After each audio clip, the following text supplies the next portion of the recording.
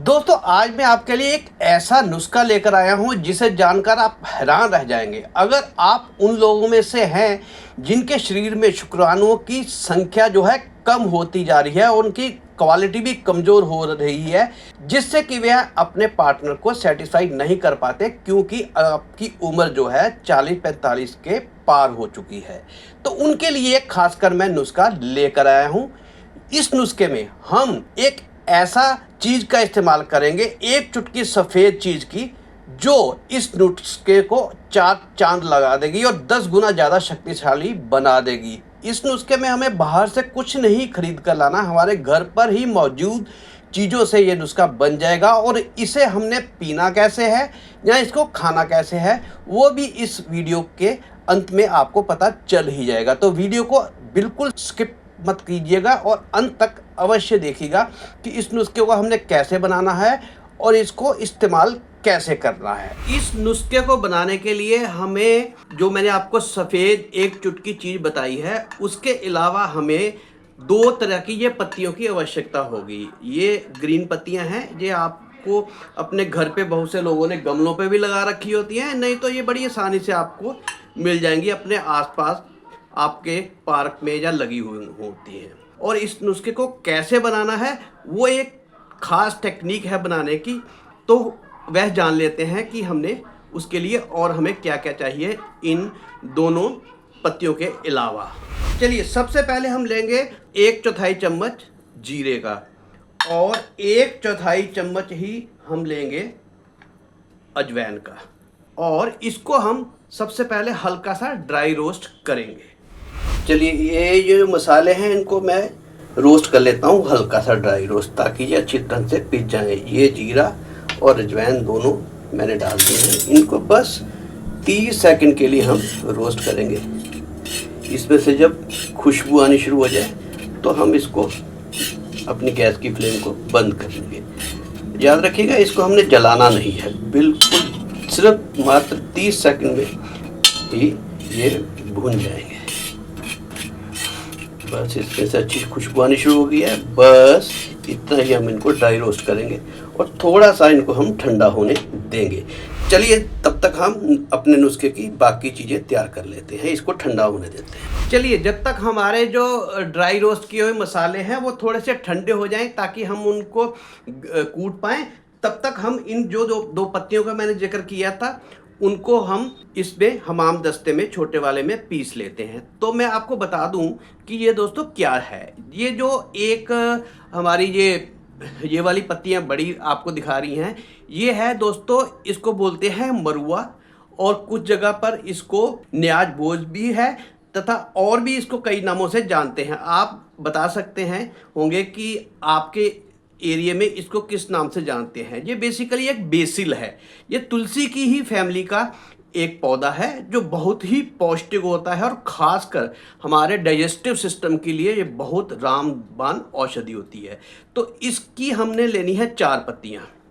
मैं इसका एक टाइम के लिए नुस्खा बना रहा हूँ, आप चाहें तो इकट्ठा भी आप इसको बना सकते हैं, वैसे मिक्सी में भी बना सकते हैं, बाकी अगर ऐसे बनाएंगे तो ज़्यादा असरदार होता है। अच्छा, क्वांटिटी देख लीजिए कि ये जो मरुआ है जहाँ न्याज बोझ है, इसकी जो है स्मेल बहुत तीखी होती है। तो जितनी ये लेनी है 4 पत्तियाँ, उससे आपने 3 गुना ज़्यादा पत्तियाँ जो है करी पत्ते की लेनी है दोस्तों। ये हमने करी पत्ते की मेरी छोटी पत्तियाँ हैं, थोड़ी सी हम ज़्यादा ले लेते हैं। चलिए, और इसको अब हम कूट लेंगे। दोस्तों, करी पत्ता का शायद आपने सुना ही होगा कि करी पत्ता एक ऐसी चीज़ है जिसको हमारी हिंदू संस्कृति में, हमारे धर्म के साथ भी जोड़ा गया है।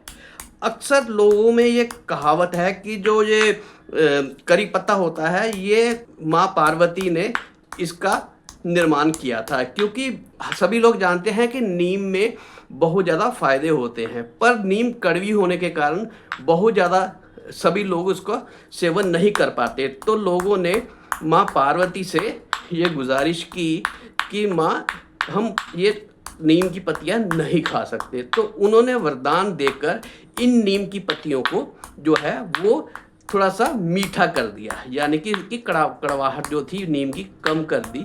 तो इसलिए इसको हम मीठी नीम के नाम से भी जानते हैं। साउथ में इसका इस्तेमाल बहुत ज़्यादा होता है, नॉर्थ इंडिया में हम लोग कम इसका इस्तेमाल करते हैं। एक बार मैं चेन्नई गया तो मैंने देखा कि चेन्नई में लोग इतना हैवी खाना खाते हैं पर वो कभी भी मोटे नहीं होते। तो मैंने ये देखा कि उनकी हर रेसिपी में, चाहे वो कुछ भी बनाए, उसमें वो करी पत्ते का इस्तेमाल करते हैं। और किराने की दुकानों पे तो वहाँ करी पत्ता ऐसे ही रखा होता है और फ्री में ही मिलता है। चाहे हम कोई भी सब्जी लें या कोई दाल वगैरह या कोई मसाला लें, तो ये सब्जी, ये जो करी पत्ता है वहाँ पे ऐसे ही पड़े होते हैं, लोग इसको ऐसे ही ले जाते हैं और हर चीज़ में इसका इस्तेमाल करते हैं। और आप तमिलनाडु के लोगों को देखिएगा, खासकर चेन्नई के लोगों को, कि वो बिल्कुल मोटे नहीं होते। और ये एंटी एजिंग भी प्रॉपर्टी रखता है, यानी कि वहाँ के लोग आपको 50, 60, 70 साल के भी जो हैं वो कम बूढ़े दिखाई देते हैं। उनकी इम्यूनिटी बहुत स्ट्रॉन्ग है और इतनी ज़्यादा उम्र होने के बाद भी उनमें बहुत जोश होता है। तो मैंने एनालाइज किया कि इसका कारण भी यही होता है और आयुर्वेद में फिर मैंने पढ़ा तो फिर मुझे इसका यकीन हुआ। तो चलिए ये हमारी पिस गई हैं। इसके साथ ही हम लेंगे 2 कलियां लहसुन की। मैं हमेशा आपको कहता हूं कि जो भी रेमेडी मैं खासकर पुरुषों के लिए बनाता हूं उसमें लहसुन का इस्तेमाल जरूर करता हूं। तो क्योंकि लहसुन जो है पुरुषों की हेल्थ के लिए बहुत ही आवश्यक होता है। ये उनके अंदर स्टेमिना को बनाए रखता है और उनको जल्दी बूढ़े नहीं होने देता, क्योंकि इसके अंदर ऐसी प्रॉपर्टीज़ होती हैं जो पुरुषों के अंदर टेस्टोस्टेरोन हार्मोन होता है उसको बढ़ाता है, जो उम्र के साथ हमारे शरीर में, पुरुषों के शरीर में बनना कम हो जाता है। तो इसको हम हल्का सा चॉप कर लेते हैं, क्योंकि इसके अंदर जो एलिसिन पदार्थ है इसको चॉप करने से वो रिलीज़ हो जाता है और ये ज़्यादा इफ़ेक्टिव हो जाता है।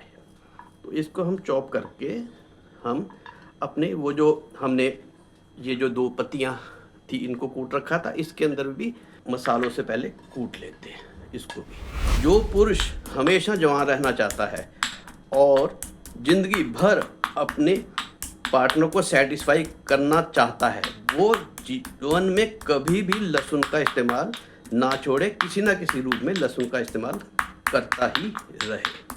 चलिए अब उधर हमारे मसाले जो हैं वो भी ठंडे हो गए होंगे, अब वो भी हम इसके अंदर डालकर पीस लेते हैं। चलिए ये हमारा जो जीरा और अजवाइन है वो रोस्ट हो चुके हैं, इनको भी हम इसके अंदर अच्छी तरह से कर लेते हैं। ये आप काम मिक्सी में भी कर सकते हैं, उसमें अगर करना हो बहुत ज़्यादा क्वांटिटी में, आपने हफ्ते के लिए बना के रखना हो तो उसमें भी आप कर सकते हैं। ये कि हमने रोस्ट किया हुआ है जीरा भी हमारी डाइजेशन, और अजवाइन जो है ये हमारे डाइजेस्टिव सिस्टम के लिए बहुत ही फ़ायदेमंद होती है। ये हमने रोस्ट किया और बड़ी अच्छी तरीके से ये हमारी इसके अंदर मिक्स हो गई है।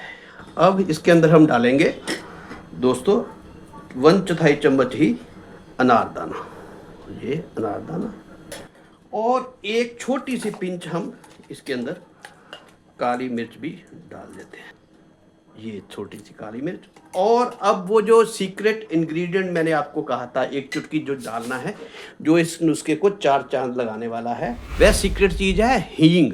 क्योंकि इस रेमेडी का इस्तेमाल करना है हमने दही या छाछ में, क्योंकि हींग जो है डालने से क्या है कि जो दही है जहाँ जो लस्सी है उसके अंदर जो ठंडी तासीर है, जो एक उम्र के बाद 40-50 साल के बाद पुरुषों में या किसी भी व्यक्ति में जो 40-50 साल की उम्र के बाद का हो गया है, उसको वो ठंडी तासीर जो होती है, एक तो उसके घुटनों में दर्द का कारण बनती है, जोड़ों में दर्द का कारण बनती है। तो ये सब डालने से और ख़ासकर हींग इसमें डालने से उसकी तासीर जो है वो ठंडी तासीर थोड़ी कम हो जाएगी।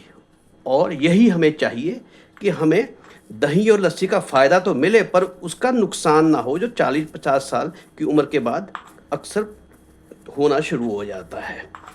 तो ये हींग को भी हम पीस लेते हैं। अब आप खुद ही सोच सकते होंगे कि जिस नुस्खे के अंदर नीम और मरुए की पत्तियां और अनारदाना, हींग, जीरा और अजवाइन का इस्तेमाल हुआ है और ख़ासकर लहसुन का भी, तो वो जो है कितना ज़बरदस्त नुस्खा बनने वाला है एक उम्र के बाद, 40-50 साल की उम्र के बाद के लोगों के लिए, और ख़ासकर पुरुषों के स्टेमिना के लिए, उनकी मर्दाना ताकत के लिए। चलिए थोड़ा सा इसमें मैं पानी डाल देता हूँ ताकि ये थोड़ा सा और अच्छी तरह से चटनी जो है हमारी तैयार हो जाए। चलिए थोड़ा सा पानी डालकर इसको और अच्छी ढंग से मिला देते हैं। तो दोस्तों ये हमारी जो है लगभग 2 चम्मच बन गए हैं। ये हमारे 2 दिन की खुराक है। आप चाहें तो जो मैंने आपको इनकी मात्रा बताई है उसको ज़्यादा करके आप इसको हफ्ते 10 दिन के लिए भी बना सकते हैं। चलिए अब हम इसको दही या लस्सी में कैसे इस्तेमाल करना है वो भी हम देख लेते हैं। जब भी आपने दही लस्सी खाना हो तो आप लस्सी को पीने से पहले या दही को खाने से पहले उसके अंदर इसका आधा पौना चम्मच जो है वो मिक्स करके अच्छी तरह से हिला लें। और एक काम और करें, खासकर सर्दियों में, गर्मियों में नहीं। इसके अंदर 1 चुटकी लगभग आप डाल दें हल्दी की, जी हाँ, और उसको भी अच्छी तरह से मिला दें। सर्दियों के लिए ये एक बहुत ही ज़बरदस्त नुस्खा बनकर तैयार हो जाएगा अगर आप इसको आप लस्सी में या दही में डालकर पीते हैं। ना तो सर्दियों में दही लस्सी आपको नुकसान देगा और उल्टा ये आपको फ़ायदा पहुंचाएगा। और आप खासकर पुरुषों को जो इसका सेवन 40-50 साल की उम्र के बाद करेंगे वो 70, 80, 90 साल तक भी बूढ़े नहीं होंगे। उनका स्टेमिना कायम रहेगा और वो अपना वैवाहिक जीवन जो है सुखमय व्यतीत करते रहेंगे। तो दोस्तों ये था आज का हमारा नुस्खा। अगर आपको ये नुस्खा अच्छा लगा हो, क्योंकि इसमें कोई अननेचुरल चीज़ है ही नहीं, आप इस चीज़ों के फ़ायदे तो जानते ही हैं, तो आप और लोगों को तक भी ये वीडियो अवश्य शेयर करिएगा। चलिए दोस्तों मिलता हूँ और ऐसी ही वीडियो के साथ। तब तक के लिए नमस्कार, धन्यवाद वीडियो देखने के लिए। जय हिंद।